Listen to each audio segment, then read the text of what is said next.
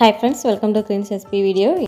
இன்னைக்கு வீடியோல என்ன பார்க்க போறோம் அப்படினா வாங்க நாம வீட்ல குட்டி குட்டி தொட்டிகள்ல வச்சிருக்கிற கீரைகளை பறிக்கலாம்.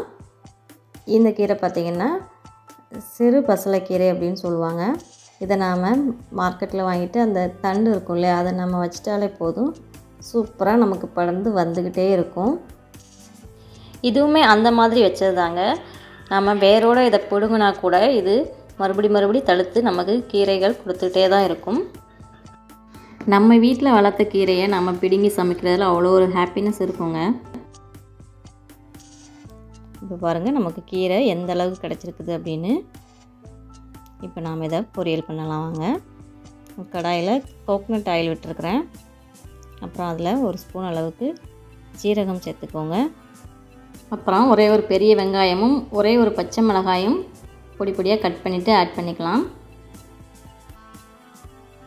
வெங்காயம் வந்துட்டு ரொம்ப ப்ரௌனிஷாக ஆக வேண்டாம், ஓரளவுக்கு கண்ணாடி பதம் வந்தாலே போதும் நமக்கு.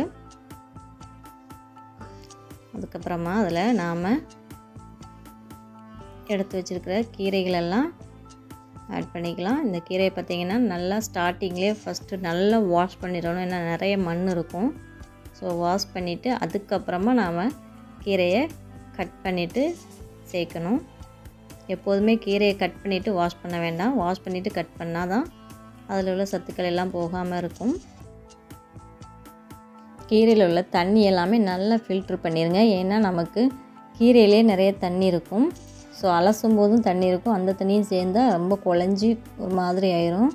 ஸோ அதனால் தண்ணி வந்து நல்லா ஃபில்ட்ரு பண்ணிக்கோங்க. அப்புறமா போட்டு வதக்கும்போது நமக்கு கரெக்டாக இருக்கும்.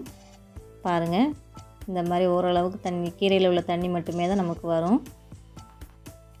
இந்த மாதிரி கீரைகள் எல்லாத்தையும் நல்லா வதக்கிக்கோங்க. வதக்கிட்டு தேவையான அளவுக்கு உப்பு சேர்த்துக்கலாம்.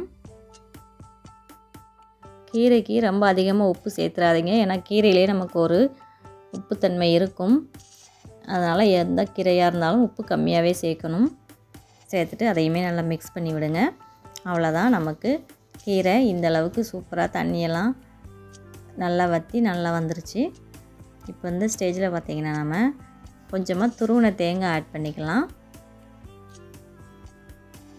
தேங்காய் ஆட் பண்ணும்போது அதோட டேஸ்ட்டு நல்லாயிருக்கும் கீரையில்.